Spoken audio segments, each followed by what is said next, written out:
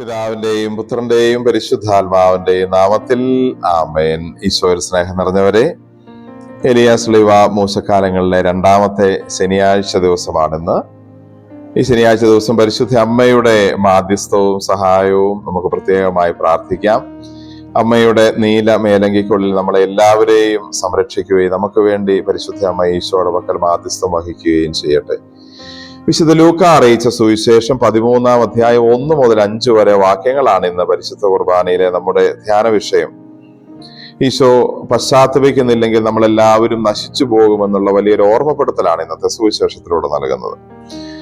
5 വാക്യങ്ങളെ ഉള്ളുവെങ്കിലും അതിൽ 2 പഴയകാല സംഭവങ്ങളെ ഉദ്ധരിച്ചുകൊണ്ടാണ് ഈശോ സംസാരിക്കുന്നത്. ഒന്ന്, ഗലീലിക്കാരായ ഏതാനും പേര് ജെറൂസലേം ദേവാലയത്തിൽ വന്ന് ബലിയർപ്പിച്ചപ്പോൾ പീലാത്തോസ് മറ്റെന്തോ കാര്യങ്ങളുമായി ബന്ധപ്പെട്ട് നടന്ന ഒരു കലാപം പോലെ ഉണ്ടായ സന്ദർഭത്തിൽ ആ ബലിയർപ്പിച്ചുകൊണ്ട് നിന്ന പാവം ആളുകളെ കൂടി കൊല്ലാനും ഇടയായി. അങ്ങനെ അവരർപ്പിച്ച ബലികളിൽ അവരുടെ രക്തം കൂടി കലർത്തപ്പെടാൻ ഇടയായ ഒരു സന്ദർഭം. രണ്ടാമതൊന്ന്, സിലോഹായിൽ ഒരു ഗോപുരം ഇടിഞ്ഞു വീണ് അപ്രതീക്ഷിതമായി കൊല്ലപ്പെട്ട 18 പേർ. ഈ 2 സന്ദർഭങ്ങൾ ഉദ്ധരിച്ച് ഈശോ നമുക്ക് വരാനുള്ള അന്ത്യവിധിയുടെ അന്ത്യസമയത്തിന്റെ ഒരു സാഹചര്യം എങ്ങനെയായിരിക്കും, എപ്രകാരമായിരിക്കും, അതുകൊണ്ട് തന്നെ നമുക്ക് ഏത് തരത്തിലുള്ള മനോഭാവം ഇപ്പോൾ ജീവിതത്തിൽ വേണം, ഏത് തരത്തിലുള്ള ഒരുക്കം നമുക്കുണ്ടായിരിക്കണമെന്ന് ഈശോ പറയുന്നു. ഞാനിന്ന് വിശ്വസിക്കുന്നു 2 പ്രധാനപ്പെട്ട കാര്യങ്ങളാണ് ഈശോ ഇന്നത്തെ സുവിശേഷത്തിലൂടെ നമ്മളോട് സംസാരിക്കുന്നത്. ഒന്ന്, ഈശോ ഇവിടെ പറയുന്ന ഒരു കാര്യം, 2 കൂട്ടം ആളുകൾ വളരെ പെട്ടെന്ന് അപ്രതീക്ഷിതമായിട്ട് മരിച്ചു.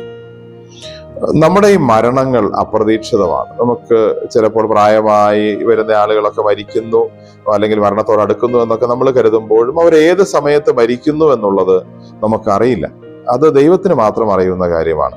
മരണം അപ്രതീക്ഷിതമാണ്. ഈ ലോകത്തിൽ നമുക്ക് കടന്നു പോകേണ്ടി വരുന്ന സമയം ദൈവത്തിന് മാത്രം അറിയുന്ന കാര്യമാണ്.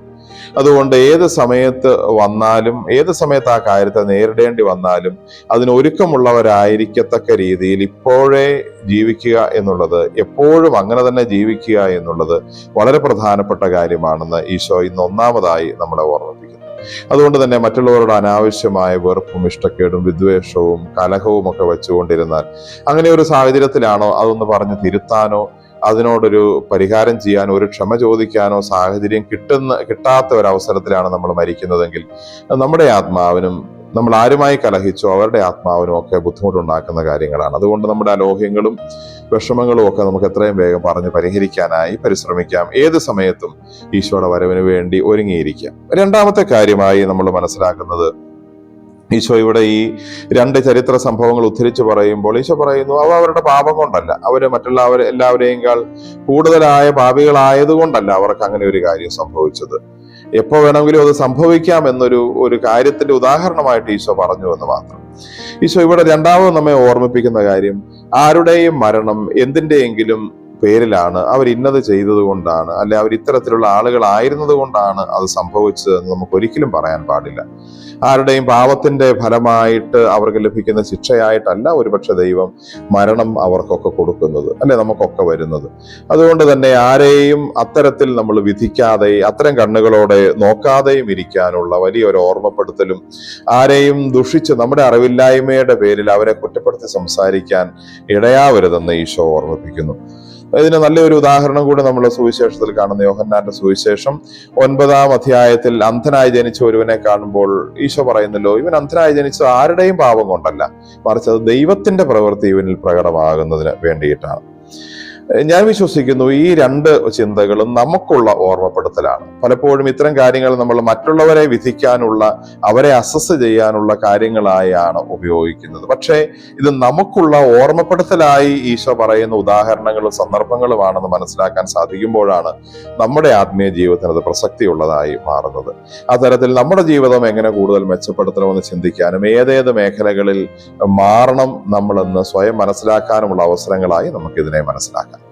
നമുക്ക് പ്രാർത്ഥിക്കാം. കർത്താവായ ഈശോയെ, ഞങ്ങളങ്ങേ ആരാധിക്കുന്നു, സ്തുതിക്കുന്നു, നന്ദി പറയുന്നു. അങ്ങ് ഞങ്ങൾക്ക് ഓർമ്മപ്പെടുത്തുന്ന കാര്യങ്ങൾ അങ്ങ് നൽകുന്ന ഗൗരവത്തോടെ മനസ്സിലാക്കാനും അതിനനുസരിച്ച് വേണ്ട മാറ്റങ്ങളും ക്രമീകരണങ്ങളും ഞങ്ങളുടെ ജീവിതത്തിൽ വരുവാനുമുള്ള ബോധ്യവും മനസ്സിന്റെ തുറവയും സന്നദ്ധതയും എല്ലാം ഞങ്ങൾക്ക് നൽകണമേ.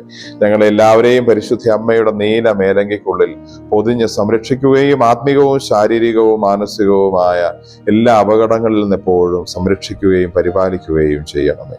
നമ്മുടെ കർത്താവ് ഈശോ മിശിഹായുടെ കൃപയും പിതാവായ ദൈവത്തിന്റെ സ്നേഹവും പരിശുദ്ധാത്മാവിന്റെ സഹവാസവും നാം എല്ലാവരോടും നമ്മുടെ ഭവനങ്ങളിലും ഉണ്ടായിരിക്കട്ടെ, ഇപ്പോഴും എപ്പോഴും എന്നേക്കും. ആമേൻ. ഈശോ മിശിഹായ്ക്ക് സ്തുതിയായിരിക്കട്ടെ.